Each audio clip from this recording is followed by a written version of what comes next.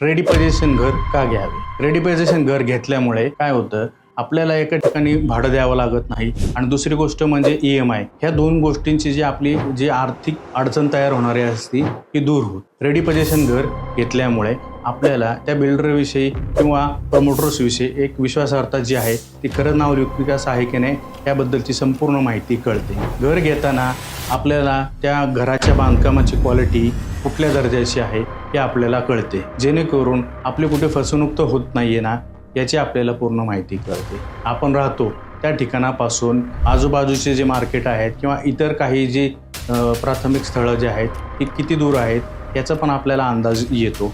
प्रत्यक्ष घर बघितल्यामुळे आपल्याला घरातील वास्तूचे सुख जे आहे ते बघण्यास मिळते की जे बिल्डरनी सांगितलेले आहेत त्या पद्धतीनेच आहे का नाही, जे ॲम्युनिटीज त्यांनी सांगितलेल्या असतात त्या ॲम्युनिटीज योग्य प्रकारे दिलेल्या आहेत की नाही याचा आपल्याला अनुभव करता येतो.